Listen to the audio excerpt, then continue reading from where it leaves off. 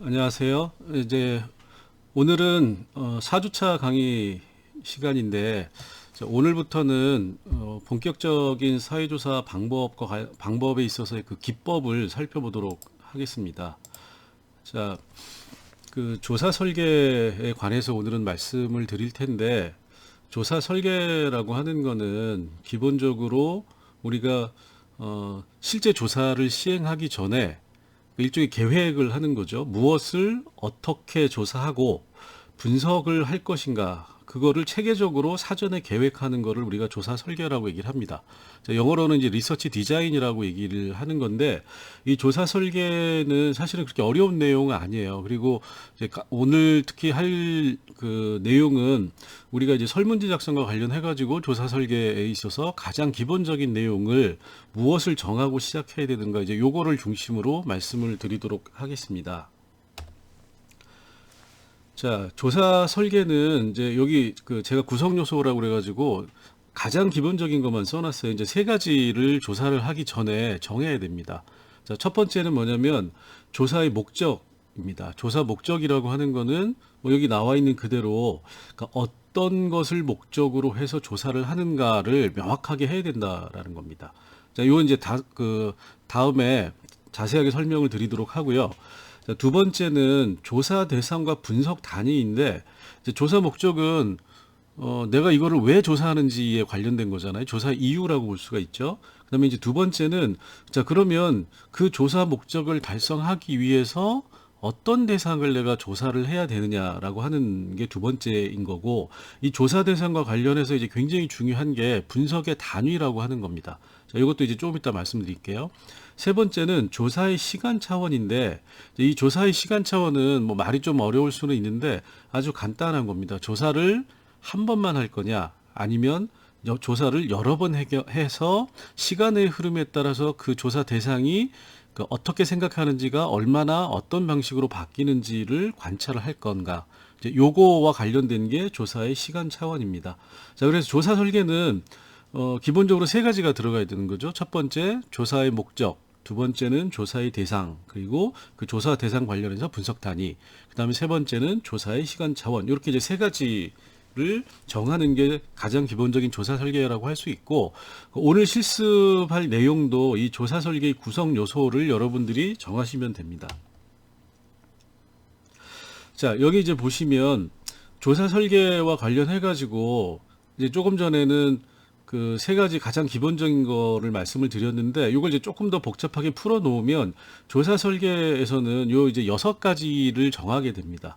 자, 그러면 조사 목적과 관련해 가지고는 우리가 현장의 응용 정도라고 하는 거를 또 같이 생각을 해봐야 돼요. 이건 뭐냐면 순수한 이론 연구를 하는 거냐, 아니면 정책이나 실제로 써먹기 위한 응용 연구를 하는 거냐라고 하는 거를 이제 여러분들이 생각을 하셔야 되고, 그래서 이게 이제 현장 응용 정도인 거죠. 순수 연구일수록 죄송합니다.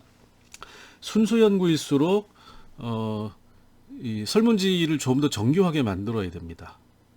반대로 응용 연구일 경우에는 그 정책의 목적에 맞게 그 설문지의 내용을, 그러니까 난이도를 조정할 필요가 있는 겁니다. 자, 그 다음에는 자료를 처리하고 분석하는 방식인데, 우리가 이제 지금 설문지를 가지고 얘기를 하니까 이거 이제 설문지법은 양적 연구에 해당된다라고 지난 시간에 말씀을 드렸는데, 그 사실은 질적 연구에서도 다양한 방식으로 자료 처리 분석을 할 수가 있습니다. 그래서 우리가 현장의 응용 정도를 보고 조사 목적을 따져본 다음에 요거를 양적 연구로 할 건지 질적 연구로 할 건지, 자, 요걸 이제 조금 더 여러분들이 이해하기 쉽게 말씀을 드리면, 양적 연구를 한다 그러면 가장 기본적으로 설문지법을 활용하겠다라고 하는 거고, 질적 연구를 자료 처리 분석 방법으로 사용한다라고 하는 거는 이제 면접법을 사용하겠다, 이렇게 이제 이해를 하시면 됩니다. 자, 그 다음에 조사 대상의 범위인데, 이제 아까 조사 대상에 대해서는 말씀을 드렸으니까 누구를 조사할 거냐. 그러면 예를 들어서 설문조사를 하고 설문지의 조사 대상을 나는 대학생들을 하겠다라고 하면 조사 대상은 대학생이 되는 거죠. 자, 그리고 그 대학생이라고 하더라도 우리가 이제 예를 들어서 대구 대학생을 조사한다라고 했을 때, 자, 그러면 이 조사 대상의 범위라고 하는 거는 대구대 학생 전체를 조사할 거냐 아니면 대구대 학생의 일부만을 조사할 거냐, 요걸 이제 우리가 구분을 해야 됩니다. 자, 그러면 우리가 조사 대상으로 삼은 사람들 전체를 다 조사하는 거를 우리가 전수조사라고 얘기를 하고, 조사 대상을 좁혀가지고 대구대 학생들이 조사 대상이지만 전체를 다 하지 않고 그 중에 일부만을 뽑아가지고 하는 조사를 우리가 표본조사라고 얘기를 합니다. 그래서 이 조사 대상의 범위는 전수조사와 표본조사가 있는데, 저희가 할 거는 이제 표본조사입니다. 요 전수조사와 표본조사에 대해서는 다른 시간에 다시 또 설명을 드릴 거니까 요 정도로 하고 넘어가도록 하겠습니다. 자, 그 다음에 이제 요거는 실험이라는 방법과 관련해 가지고 그 변수의 조작 가능성을 어디까지 둘 거냐라고 하는 건데, 크게 보면 이제 실험 설계를 할 거냐 비실험 설계를 할 거냐라고 하는 두 가지로 구분이 됩니다. 이것도 나중에 저 실험 방법론을 얘기할 때 다시 설명을 드리도록 할게요. 그 다음에 이제 분석의 단위는 앞부분에서 이제 얘기를 한 건데, 그 우리가 이제 크게 보면 미시조사와 거시조사라고 이제 구분을 하기도 하는데, 그러니까 분석의 단위는 크게 보면 두 가지가 있어요. 하나는 이제 개인을 조사할 거냐 아니면 집단을 조사할 거냐라고 하는 겁니다.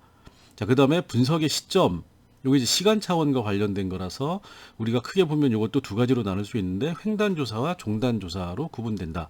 자, 그러면 앞에서 얘기한 세 가지하고 그 세 가지 관련해 가지고 이제 좀 더 우리가 생각해 봐야 될 조사 설계의 항목들을 보면, 현장 응용 정도, 자료 처리 분석을 어떻게 할 것이냐, 또는 조사 대상의 범위를 어떻게 할 것이냐, 변수 조사의 가능성을 어떻게 할 거냐, 분석의 단위를 어떻게 할 거냐, 분석의 시점을 어떻게 할 거냐, 이와 같이 조사 설계에서 우리가 사실은 사전에 상당한 부분을 미리 정해두고 조사를 시작을 해야 됩니다. 자, 그래서 여기서는 요 각각에 대해서 이제 다 따로따로 설명을 드릴 거기 때문에, 그러니까 여러분들이 여기서는 이런 용어들이 있구나, 그리고 우리가 조사 설계를 할 때 그러니까 기본적으로 세 가지, 그 다음에 그거를 좀 더 복잡하게 구분을 하면 이와 같이 6가지 정도를 조사 설계에서 우리가 고려해야 된다. 이렇게 요 정도만 생각을 하시면 될 것 같아요.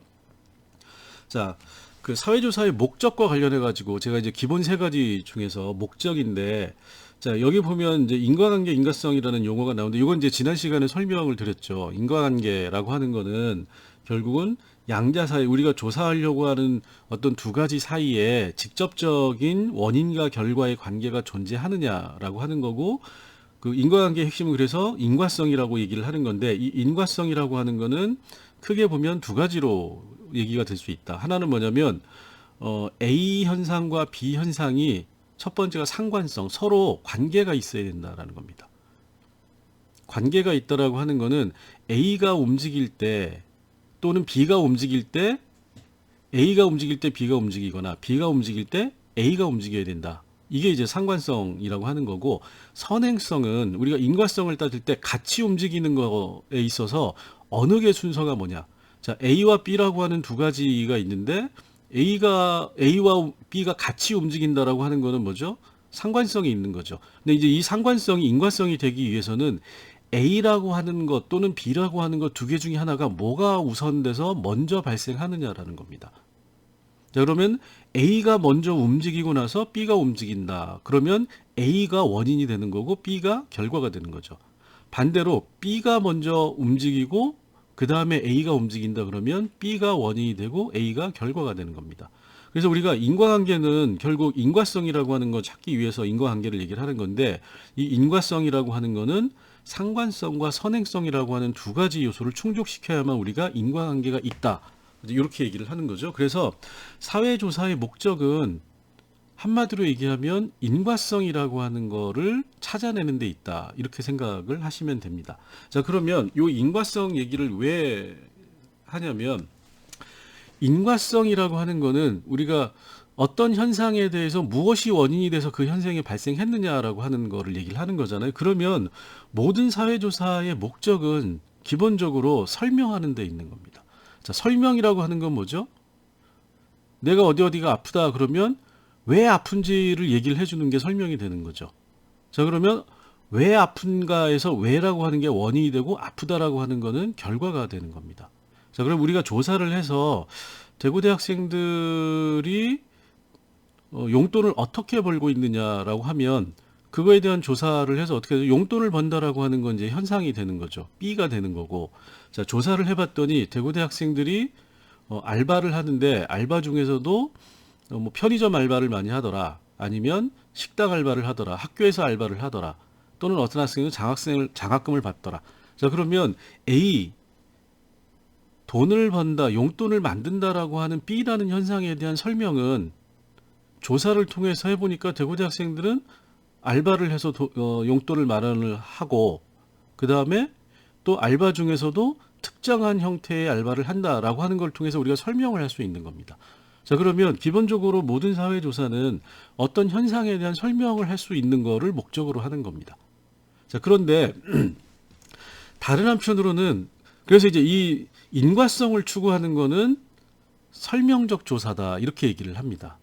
자, 그런데 항상 모든 조사가 설명이라고 하는 인과관계를 추구하는 건 아니에요. 단순히 그냥 어떤 상태에 있는가를 알기 위해서 조사를 할 수도 있어요. 그거를 우리가 기술적 조사다 이렇게 얘기를 합니다. 여기서 이제 기술적 조사라고 하는 거는 테크니컬하다라는 게 아니고 디스크립티브하다 이렇게 얘기를 할 수가 있는 겁니다. 자, 그래서 기술적 조사는 어떤 조사 대상의 상태를 알고 싶을 때 하는 조사를 우리가 기술적 조사다 이렇게 이제 얘기를 하는 거고, 탐색적 조사는 이제 그 설명적 조사나 기술적 조사보다도 훨씬 더 낮은 단계의 조사라고 생각을 하시면 돼요. 탐색적 조사는 내가 어떤 거에 관심이 있어서 그거에 대한 조사를 하려고 하는데 이거를 어떻게 조사하면 좋을지를 한번 맛을 보는 겁니다. 자, 여러분들이 마트에 가면 거기 마트에 판매하시는 분들이 예를 들어서 무슨 만두를 판다 그러면 만두 중에 일부를 꺼내놓고 그걸 구워서 지나다니는 사람한테 먹어보라고 하는 거죠. 자, 그러면 먹어보니까 맛이 괜찮으면 어떻게 되죠? 그걸 사서 집에 가서 해먹는 겁니다. 자, 그러면 마트에서 그 판매하는 분이 구워주는 만두 반개, 요거를 우리가 탐색적 조사다 이렇게 이제 얘기를 할 수가 있습니다. 그래서 사회조사의 목적이라고 하는 거로 우리가 사회조사를 구분하면 크게 세 가지 조사 유형이 있다. 하나는 설명적 조사, 이거는 인과관계를 추구하는 조사고, 그 다음에 두 번째로는 기술적 조사, 이거는 조사 대상이 어떤 상태에 있는지를 살펴보기 위한 조사이다.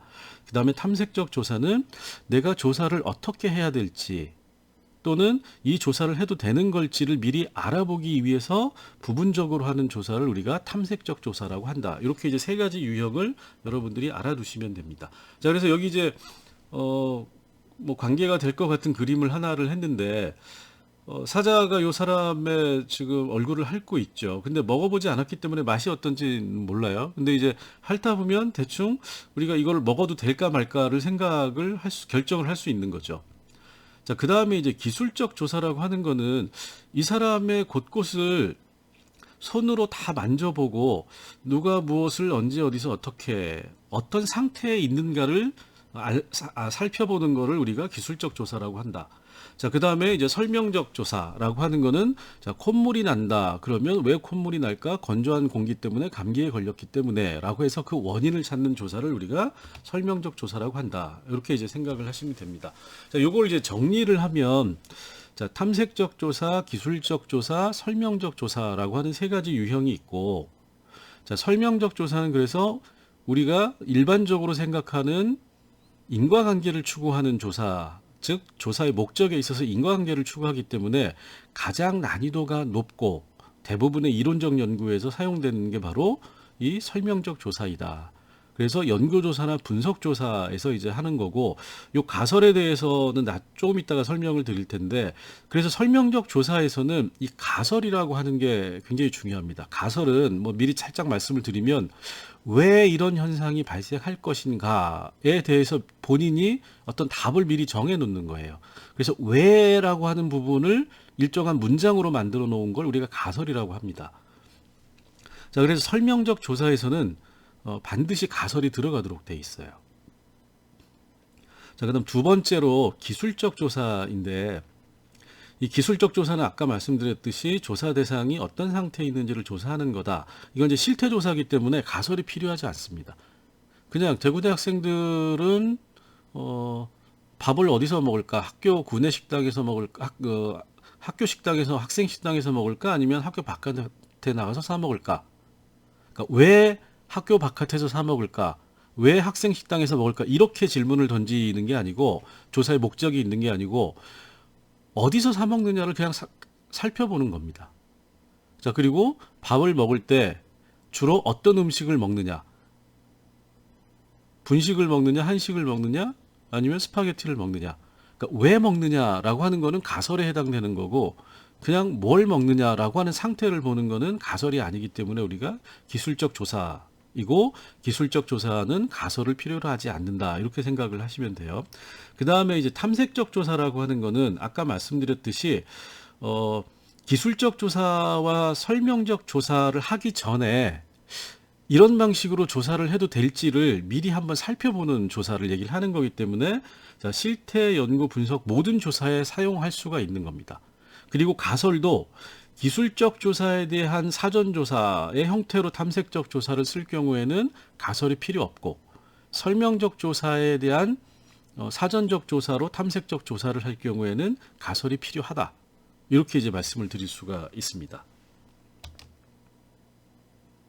자, 요거는 뭐 앞부분에서 얘기한 거를 그냥 정리를 해 놓은 거니까 그냥 간단하게 한번 읽어보고 넘어가도록 할게요. 자, 탐색적 조사라고 하는 거는 주제를 탐색하거나 또는 서술적 조사나 설명적 조사에 대한 예비 조사 내지 사전 조사로 활용되는 조사를 얘기를 한다.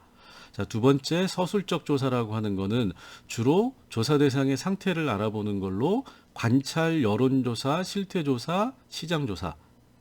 자, 특히 여론조사, 실태조사에 많이 쓰이는데, 여론조사라고 하는 게 뭐죠? 당신은 뭐뭐뭐에 대해서 어떻게 생각하십니까?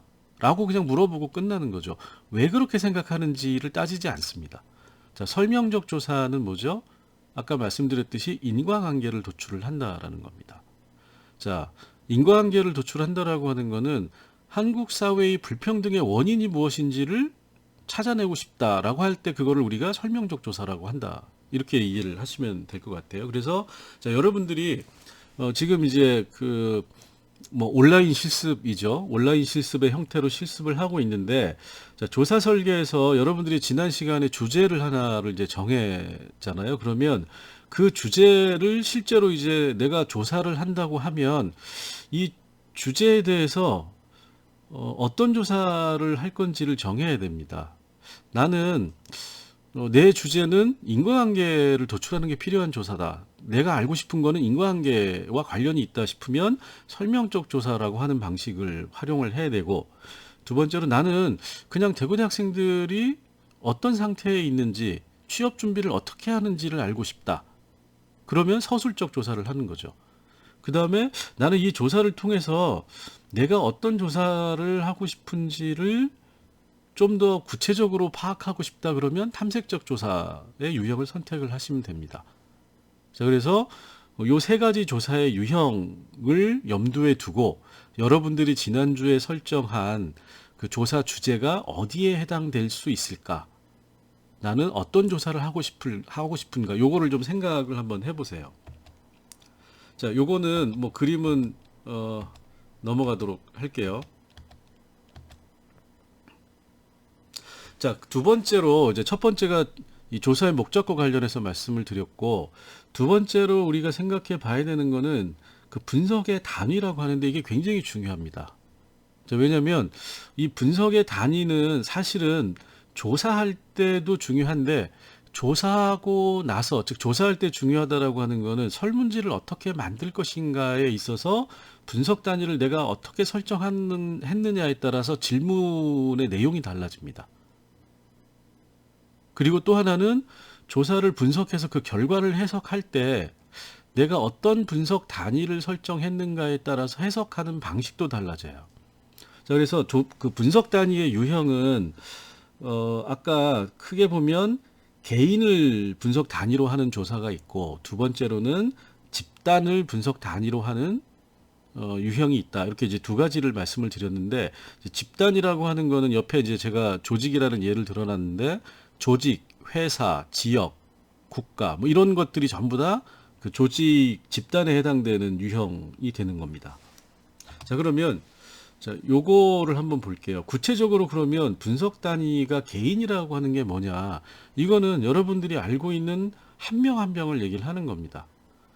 자, 대구대학생을 조사한다고 하면 한 명 한 명에 대해서 학생 한 명을 붙잡고 그 사람에 대해서 뭘 물어보면 그 개인이 생각하는 게 뭐냐라고 하는 거를 물어보게 되는 거죠. 그러면 10명을 조사하면 10명이 생각하는 게 전부 다 다를 수가 있어요. 그죠?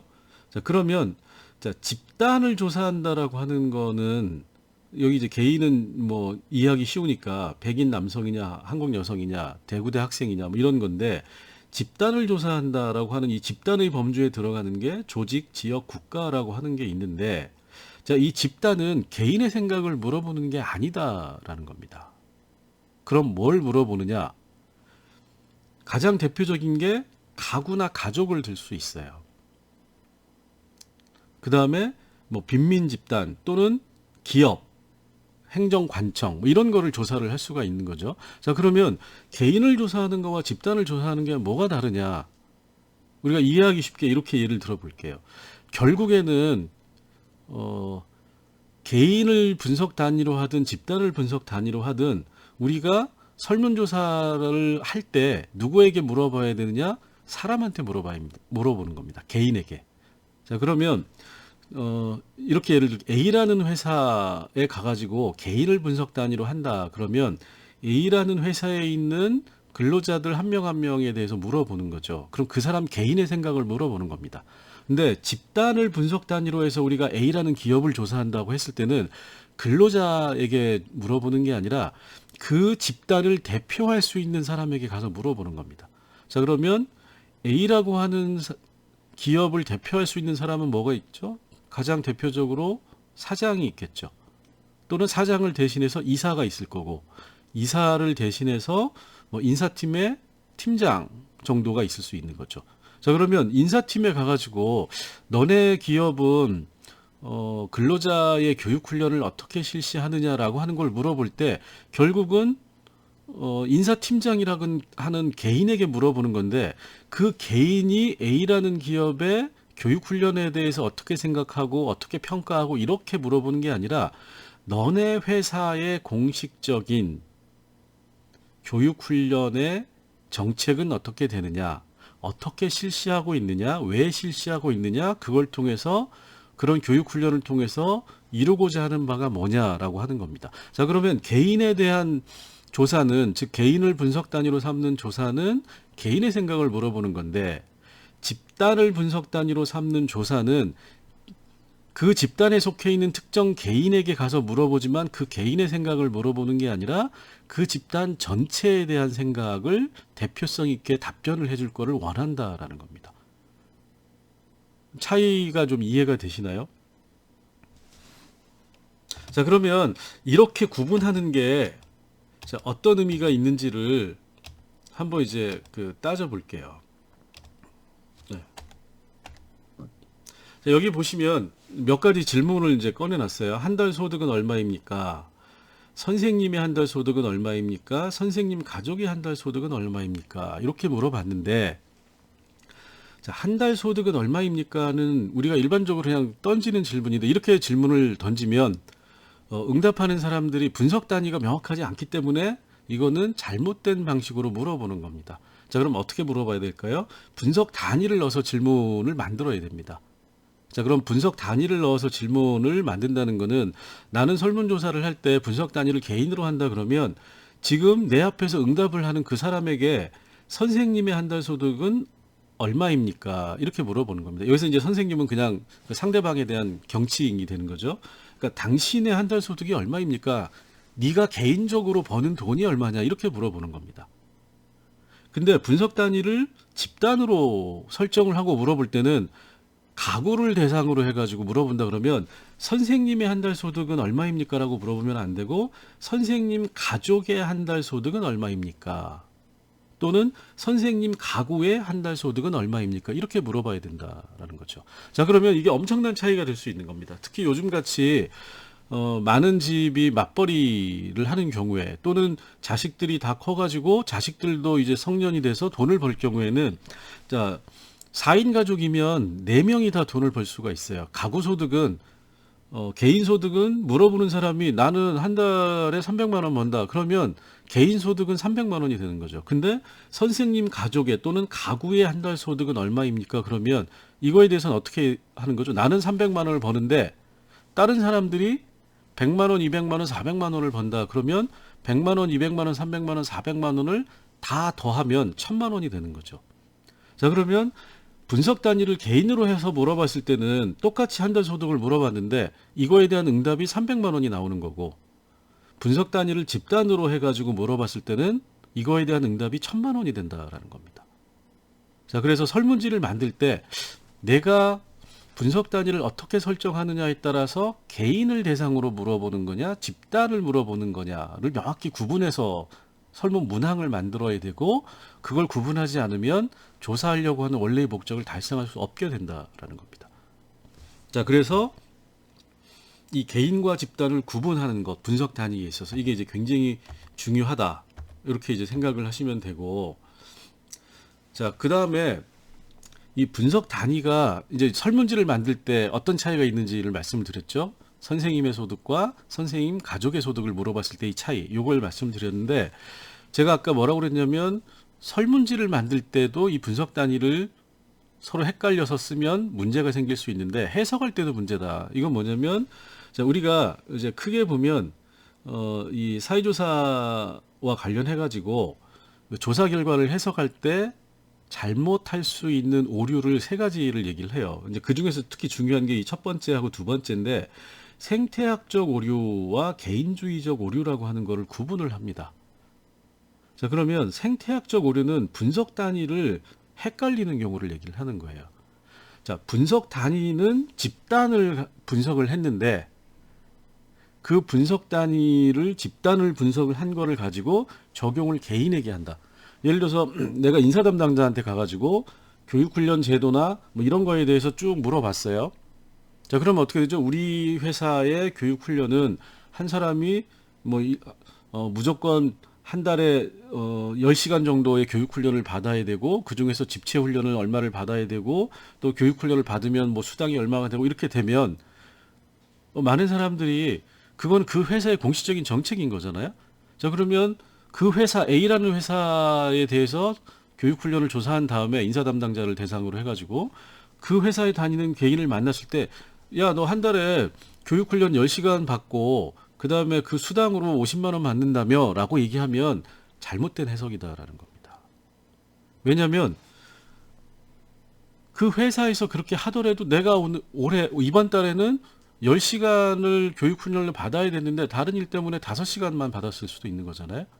내가 반드시 10시간이 그 개인이 회사의 정책대로 10시간의 교육훈련을 받고 수당을 50만 원 받는다라고 하는 거는 개인차가 나타날 수 있다라는 거죠.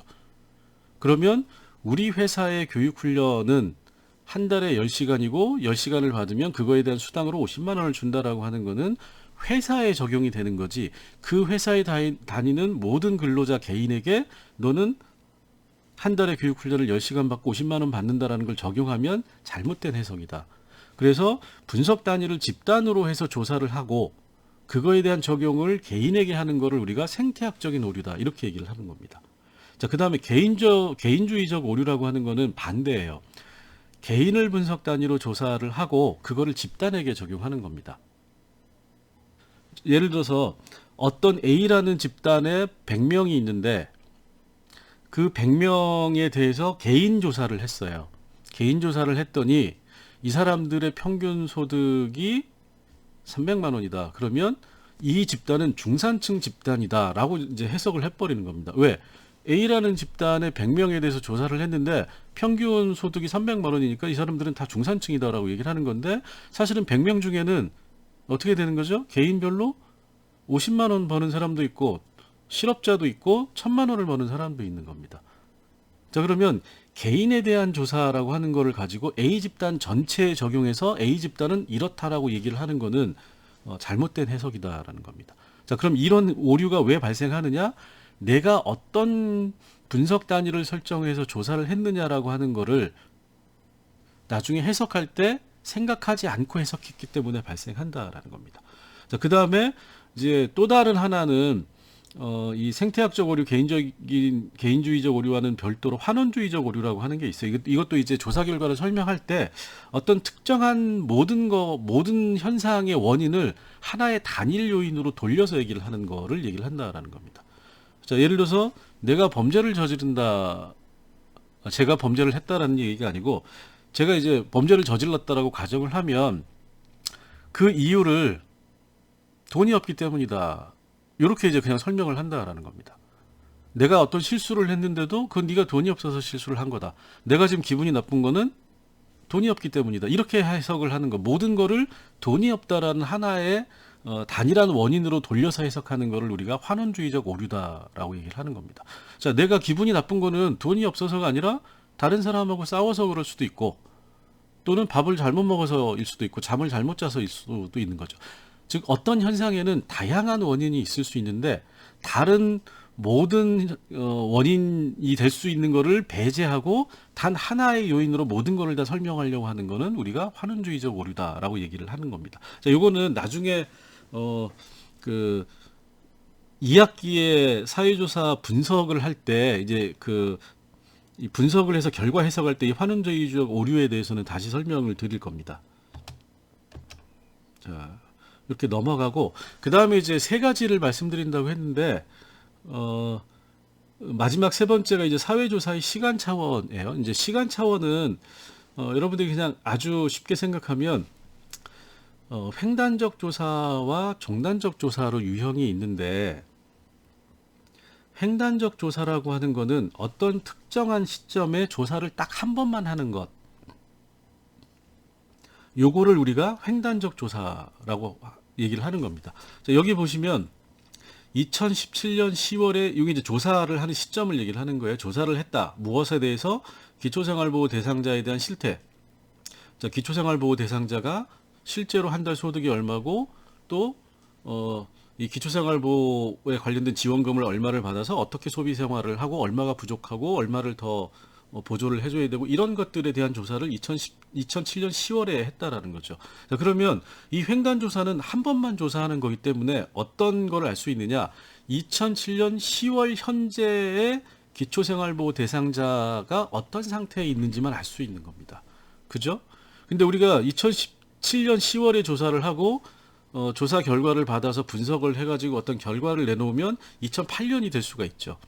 자, 그러면 우리가 그 결과를 발표할 때, 자, 우리가 2007년 10월에 기초생활보호 대상자를 조사를 해봤더니 이 사람들의 상태가 이렇다라고 하는 건 이미 과거 시점이 되는 거예요. 자, 그러면 어떻게 되죠? 2008년 1월달 또는 3월달에는 이 사람들이 기초생활보호 대상자인 사람의 실태가 달라졌을 수도 있다라는 겁니다. 자, 그 다음에 종단적 연구는 그렇기 때문에 어떻게 하느냐? 한 시점만을 조사를 하는 게 아니라 이제 여기 이렇게 제가 해놨죠. 1950년 10월, 1970년 10월, 2000년 10월 이렇게 시간적인 간격을 두고 동일한 대상에 대해서 또는 동일한 주제에 대해서 여러 번 조사를 한다. 이걸 이제 우리가 이런 형태를 시계열 조사라고 하는 건데, 시계열 조사는 종단적 연구의 한 유형입니다. 조금 이따 말씀드릴게요. 그래서 횡단적 연구 조사가 있고 종단적 연구 조사가 있는데, 횡단적 연구는 특정한 시점에서 한 번만 조사를 하는 거다. 자, 그래서 여기 이제 밑에 보시면 횡단적 연구의 설명이 뭐라고 돼 있죠? 특정 시점에서의 단면에 대한 연구다. 그리고 주로 어디에 쓰이느냐? 각종 실태 조사. 그래서 실태 조사에 쓰이고, 이 횡단적 연구를 통해서도 한 번 조사 내에서 한 번 조사한 것 내에서 문항 간의 관계를 통해서 인과관계를 추출한다. 다만 이거의 문제점은 뭐냐? 내가 조사하려고 하는 시점은 그거에 대한 결과를 이끌어냈을 때는 이미 과거에 대한 얘기가 돼버린다라는 겁니다. 자, 그러면 조사 시점과 그거에 대한 거를 해석하는 시점이 너무 많이 떨어지면 안 되겠죠.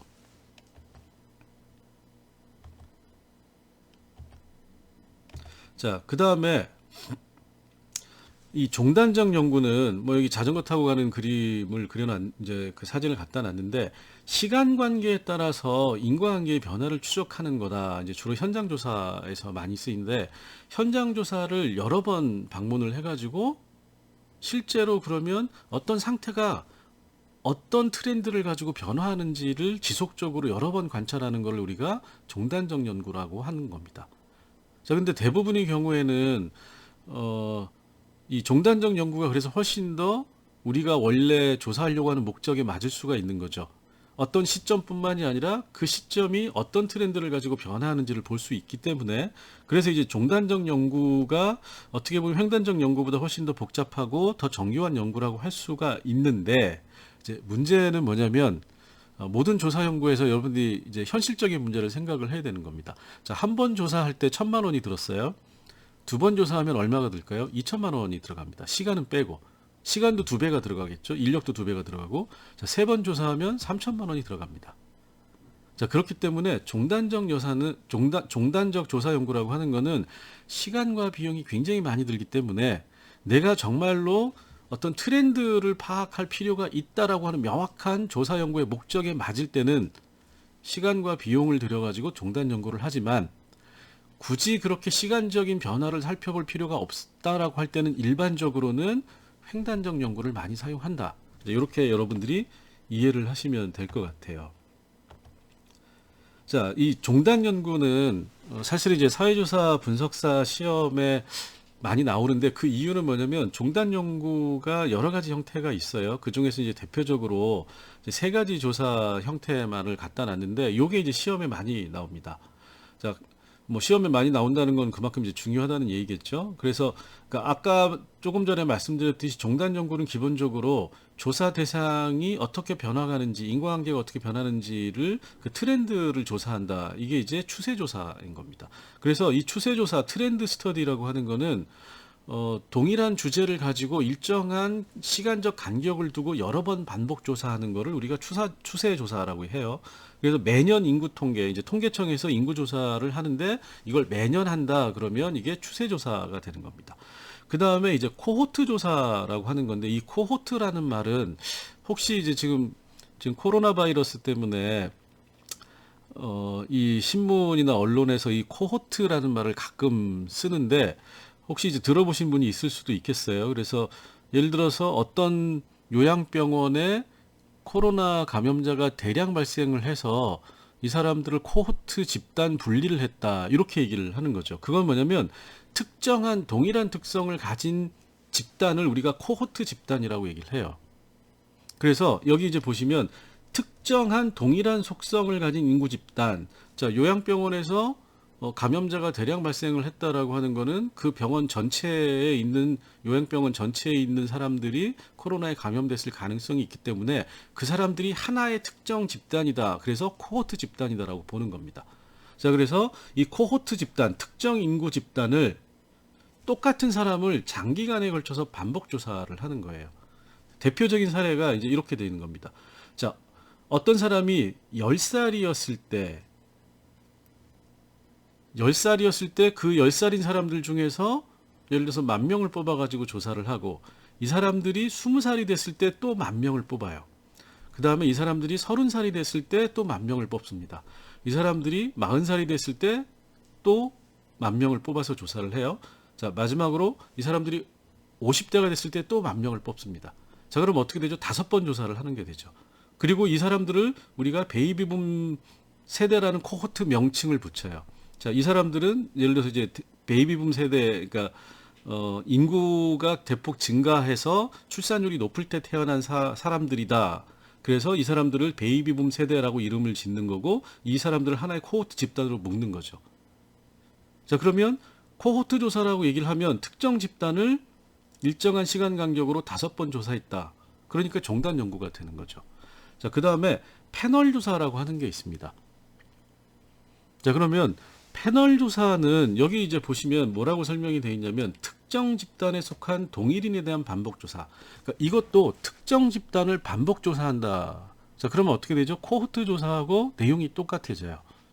근데 차이가 있다라는 겁니다. 어떤 차이냐면, 코호트 조사는 특정한 인구 집단에서 똑같은 사람을 조사하지 않고 매번 10대 어린이였을 때, 제가 아까 뭐랬나요?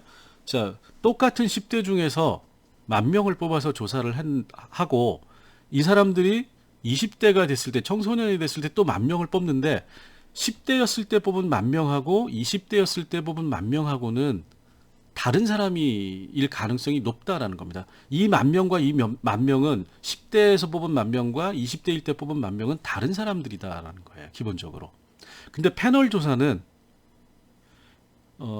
이 코호트 조사하고 유사하지만 첫 번째 조사했을 때 조사한 사람, 자, 10대에서 10,000명을 뽑았는데 이 사람이 20대가 돼서 또 10,000명을 조사하는데 다른 사람을 조사하면 코호트 조사가 되고 이 10,000명 똑같은 10,000명을 20대에서 또 조사를 하면 패널 조사가 되는 겁니다. 자, 이건 이제 여러분들이 이렇게 이해를 하시면 쉬울 거예요. 뭐냐면 여러분들이 그 TV 프로그램에서 무슨 토론 프로그램이나 아니면 아침 방송에 무슨 의료 프로그램 같은 거를 보면 의사들이 나오죠. 의사들이 나와서 뭐 의료 문제에 관해서 상담을 해주는데 그 사람들이 거기 이제 자문으로 나오는 의사들이 매일 똑같은 사람이 나옵니다. 똑같은 사람이 나오면 우리가 그 사람들을 뭐라 그러죠? 아나운서가 있고 그 아나운서가 어떤 의료적인 문제에 대해서 질문을 하면 대답해주는 의사들이 있는데 그 의사들이 예를 들어 10명이 나와 있다. 근데 그 10명이 이번 주에 나오고 다음 주 프로그램에도 또 똑같은 사람이 나와서 또 이제 상담을 해준다 그러면 그거는 똑같은 사람을 하는 거기 때문에 패널 조사가 된다. 근데 만약에 첫 주에는 어떤 의료 문제에 대해서 대답을 했는데 의사 10명이 나오고 두 번째는 한의사 10명이 나오고 세 번째 주에는 약사 10명이 나오면 어떻게 되죠? 패널은 똑같지만 거기 패널에서 자문을 해주는 사람이 의사, 한의사, 약사로 달라지는 거죠. 그러면 의료인이라고 하는 전체는 똑같지만 거의 자문을 하는 사람이 바뀌는 거기 때문에 그거는 우리가 코호트 조사다 이렇게 얘기를 하는 겁니다. 자, 그래서 종단 연구의 유형은 추세 조사가 있고 코호트 조사가 있고 패널 조사가 있다. 그래서 요 세 가지이고 여기 이제 패널 조사의 특징이 있는데 이 패널 조사는 사실은 똑같은 사람을 예를 들어서 5년 단위, 10년 단위로 조사한다는 게 굉장히 어렵습니다. 그 사람이 이사를 갈 수도 있고 연락이 안 될 수도 있고 뭐 심지어는 사망을 할 수도 있고 이민을 갈 수도 있는 거죠. 자, 그래서 원칙적으로 하면 패널 조사가 제일 정확한 시간의 흐름에 따라서 동일한 사람을 조사를 하는 거기 때문에 우리가 설정한 조사 목적에 가장 맞고 인과관계가 어떻게 시간에 따라서 변화해 가는지를 알 수 있는데 문제는 여기 이제 세 번째로 동일한 표본을 유지하는 게 굉장히 힘들다. 특히 사람을 하는 거기 때문에. 그 다음에 정확하긴 하지만 고비용, 비용이 많이 든다. 자, 기본적으로 반복 조사를 하니까 비용이 많이 드는데 똑같은 사람이 10년 후에도 조사 대상이 될 수 있도록 이 조사 대상이 되는 사람들을 관리를 하는 비용이 또 들어갑니다. 비용이 많이 들고 그 다음에 이제 학습 효과라고 하는 거는 뭐냐면 이 똑같은 사람을 반복 조사할 때 나타나는 문제점인데 A라는 사람이 어떤 문제에 대해서 질문을 첫 번째로 받고 나면 두 번째 물어보면 이 질문에 대해서는 어떻게 응답을 한다라고 하는 게 이미 학습이 돼서 진짜로 자기가 생각하는 어떤 답을 얘기해 주는 게 아니라 저 사람이 원할 것 같은 또는 내가 이렇게 응답하는 게 좋을 거야 라는 당위적인 대답을 할 수가 있다라는 겁니다. 그래서 똑같은 내용의 설문이 동일한 사람에게 반복될 때 나타나는 효과가 이제 학습 효과, 이거 이제 부정적인 거죠. 정확한 조사를 못하게 하는 거기 때문에.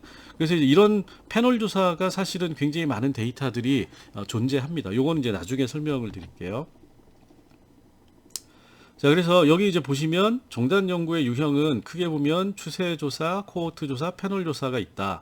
요거 이제 앞에서 자세하게 설명을 드렸기 때문에 요 세 가지의 특징들을 이제 구분을 하시면 됩니다. 자, 요거는 이제 넘어갈게요. 여기 이제 한번 여러분들이 PPT를 천천히 보시면서 이해를 하시면 될 것 같고, 자, 요렇게 해가지고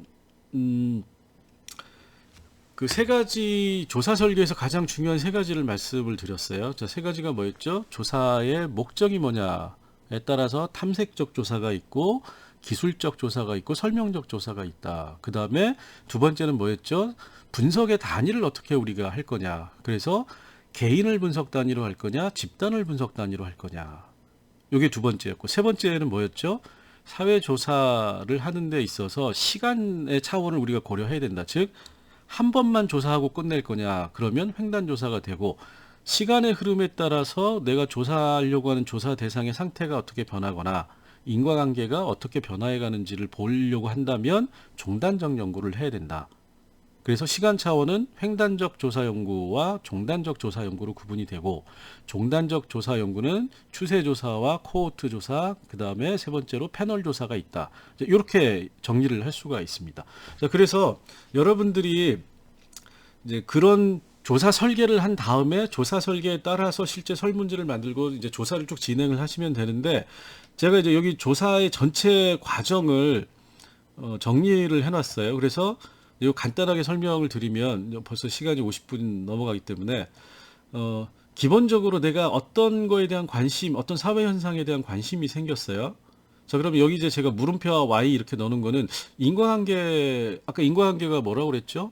관계성과 선행성이라고 그랬죠. 이게 어떤 거와 관련이 있고 어떤 게 선행되느냐, 즉 인과관계를 추구하고 싶다라는 겁니다. 알고 싶어요. 이거의 현상의 원인이 뭘까? 그러면 이 흥미라고 하는 거를 구체적인 형태의 아이디어로 바꿔야 된다. 여기서 이제 아이디어로 써놨는데 나중에는 이걸 우리가 가설이라고 얘기를 합니다.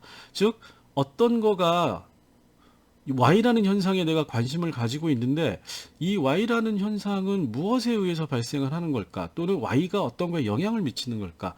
그럼 이거에 대해서 여러분들이 이 Y에 X라고 하는 게 영향을 미치는 것 같다라고 이제 그거를 어떤 생각을 하는 겁니다. 그 다음에 요거에 따라서 어떤 이론적인 틀을 만들어요. 또는 다른 사람이 세워놓은 이론을 가지고 올 수도 있어요. 자, 그러면 이거를 검증을 하는 겁니다. 설문조사를 통해서. 자, 그럼 설문조사를 통해서 하는데, 요게 이제 방법이 여기 밑에 이렇게 쭉 보시면, 일단 내가 이거를 어떤 조사 방법을 선택하느냐라고 하는 거를 해줘야 돼요. 그러면 이 조사 방법이, 우리가 이제 설문지라고 하는 건 서베이 조사를 얘기를 하는 건데, 요거 말고도 조사 방법이 굉장히 많습니다. 자, 실험이 있고 현장 조사가 있고 내용 분석이 있고 기존 자료 분석이 있고 비교 연구, 평가 연구, 뭐 이런 다양한 방식들이 있어요. 참여 조사가 있고. 자, 그러면 여기서 이제 조사 방법을 선택할 때 우리가 세 가지를 고려해야 돼요. 첫 번째는 어떤 거를 가지고 이 아이디어를 조사할 거냐. 이걸 우리가 개념화라고 얘기를 하는 겁니다. 그래서 이거는 흥미있는 사회 현상을 개념으로 표시를 하는 거고, 이 개념으로 표시된 거를 우리가 변수, 이것도 이제 다음 시간에 말씀을 드릴게요. 조작화를 통해서, 즉 처음에는 개념화를 하고, 이 개념화에서는 내가 관심이 있는 현상을 개념으로 표현을 한다. 그 다음에 개념으로 표현한 거를 우리가 조사할 수 있는 상태로 만드는 거를 조작화라고 얘기를 하는 겁니다. 그래서 개념화, 조작화를 하고, 그 다음에 여기서는 뭐죠? 다른 한편으로는 조사 방법에서 모집단과 표본이라고 누구를 조사할 거냐를 정하는 거고, 그걸 통해서 이 관찰이라고 써놨는데 자료를 수집을 하는 겁니다. 조사를 실시하고 실시한 조사에 대해서 자료를 처리하고, 처리한 자료를 가지고 해석을 해서 분석을 하고, 그거에 대해서 내가 원래 흥미를 가졌던 거를 실제로 이해할 수 있느냐, 내가 원하던 목적을, 즉 내가 알고 싶어하는 현상을 이해할 수 있게 됐느냐를 이제 본인이 판단하게 된다라는 겁니다. 그래서 이제 이런 방식으로 사회 조사가 이루어지고, 그래서 오늘은 이제 여기 그 조사 설계라고 하는 요 부분을 살짝 했어요. 그래서 다음 시간에는 하나하나 요거와 관련해서 개념화, 조작화, 모집단과 표집, 그 다음에 자료 수집, 그 다음에 처리, 분석, 요 과정을 하나하나의 강의로 나누어서 설명을 드리도록 하겠습니다. 자, 오늘 강의는 여기까지고, 이번 주에도 실습을 해야 되죠. 그래서 이 실습은 오늘은 굉장히 간단해요. 세 가지, 그러니까 조사 설계를 하시는 건데, 이 조사 설계의 내용이 오늘 이제 기본적인 조사 설계의 구성이라고 말씀드렸던 거, 조사의 목적이 뭐냐, 조사의 분석 단위가 뭐냐, 그 다음에 조사의 시간적 차원이 뭐냐, 요거에 대해서 여러분들이 이 양식을 드릴 테니까, 이 양식에다가, 예, 넘어갔네, 페이지가. 조사의 목적을 나는 요 세 가지 말씀드렸죠. 이 중에서 여기 이제 여러분들이 지난주에 선정한 조사 주제를 쓰시고, 이 조사 주제에 따라서 나는 어떤 조사를 하고 싶다라고 하는 걸 여기 이제 쓰시면 됩니다. 조사, 내 이 주제를 봤을 때, 이 조사 주제는 탐색적 조사, 기술적 조사, 설명적 조사에 해당되는 것 같다. 이걸 하나를 골라주시면 되죠. 그리고 뭐 간단히 그 옆에 이유를 좀 써주시면 좋을 것 같아요. 그 다음에 두 번째로는 조사의 대상과 분석단, 이 주제를 가지고 나는 여기 이제 제가 예시를 드는데 개인을 분석 단위로 할 거냐, 집단을 분석 단위로 할 거냐를 여러분들이 결정을 해주시고, 자, 그러면 자, 개인을 분석 단위로 할 경우에는 대학생을 하는 거고, 집단을 분석 단위로 할 때는 대학교를 가지고 하는 거죠. 그럼 어떻게 되죠? 대학교 그러면 총장을 찾아가서 자, 대구대, 영남대, 경북대, 경일대, 대구카톨릭대 총장이나 교무처장을 찾아가 가지고 그 대학교에 대해서 물어보면 집단을 분석 단위로 삼는 거고, 대구대학교 학생 또는 경북대학교 학생, 영남대학교 학생, 계명대학교 학생을 찾아가 가지고 그 개별 학생에게 물어보면 개인을 분석 단위로 삼는 거니까, 여러분들이 설정한 주제에 대해서 나는 분석 단위를 어떻게 할 것이냐, 그리고 자, 개인인지 집단인지를 써주시고, 그거로 했을 때 구체적으로 그러면 개인 중에서 나는 어떤 대상을 분석 단위로 삼아서 조사를 한다. 요걸 이제 여기 써주시면 돼요. 그 다음에 세 번째로는 조사의 시간 차원인데, 이 조사의 성격상 이 추세를 보는 게 중요하느냐 그렇지 않느냐를 설정을 해주시고, 이 중에서 횡단조사가 맞을 것 같다, 종단조사가 맞을 것 같다를 하나를 고르고 왜 그게 맞을 것 같은지를 써주시면 됩니다. 자, 오늘은 여기까지 하겠습니다. 수고하셨습니다.